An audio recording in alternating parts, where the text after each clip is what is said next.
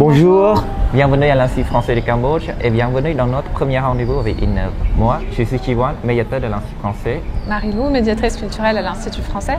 Nous vous donnons rendez-vous aujourd'hui avec l'œuvre d'Emriem, un artiste très connu au Cambodge. Suivez-nous. Allez, on y va.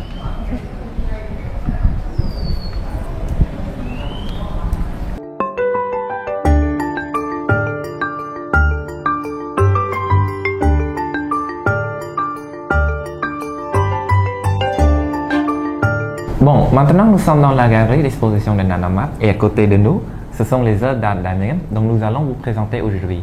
Alors, Emriem est un artiste cambodgien qui est né dans la famille sculpteur Siobor et aujourd'hui il a 50 ans. Les premières années de sa vie sont marquées par la violence du régime de Khmer Rouge où il était dans un camp à Battambang.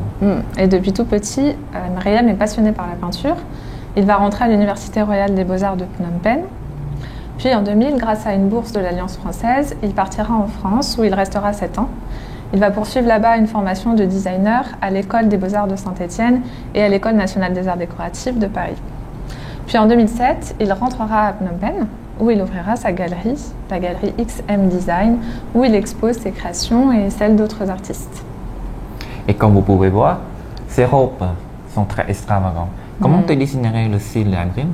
Je dirais que Emriem est difficilement classable dans un style, dans une école ou dans un courant artistique. C'est un artiste qui est à la fois peintre, sculpteur, styliste, designer. Il va utiliser différentes formes d'art, mais aussi différents supports. Il va utiliser autant le rotin que le bambou, que le plastique. Il peut passer du réalisme à l'abstrait. Je dirais que le cœur de son approche, c'est l'humour, l'événementiel et la performance. Ouais.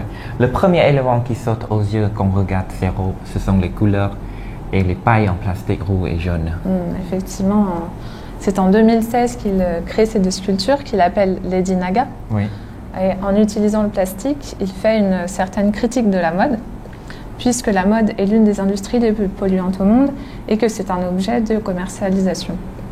Et rappelle-toi, Chivarn, en 2018, ces créations sont présentées lors de l'événement Phnom Penh Sat Art Collaboration, un événement qui encourage la diminution de l'utilisation du plastique et qui encourage aussi la jeunesse à recycler les déchets.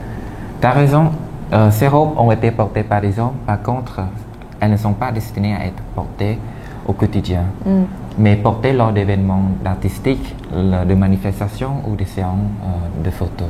Oui, Emriem est un artiste qui aime beaucoup jouer sur les genres et c'est un artiste qui est aussi très attaché à la culture khmer et on va retrouver très souvent dans ses œuvres des éléments qui rappellent sa culture, notamment ici des coiffes que l'on retrouve sur les deux sculptures. Oui. Est-ce que tu peux nous dire d'où ça vient, qui les porte en général?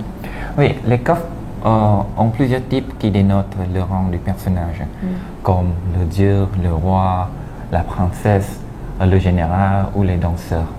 On le trouve souvent dans la culture khmer, l'esprit de la l'humanité, de la modestie et les moyens qu'on emploie ces œuvres.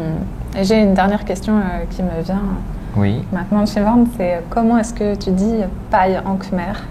Le mot paille en khmer, on dit tuyau. Le mot tuyau est un mot qui emprunte de français, qu'on utilise beaucoup dans le contexte khmer comme tuyau arrosé, tuyau d'électricité ou tuyau à boire. Ah, donc tuyau utilisé dans un sens très très général, très large. Oui. Si vous avez d'autres questions, n'hésitez pas à nous contacter vers notre site internet et sur notre page Facebook. Notre premier rendez-vous se termine ici. Au revoir. Au revoir.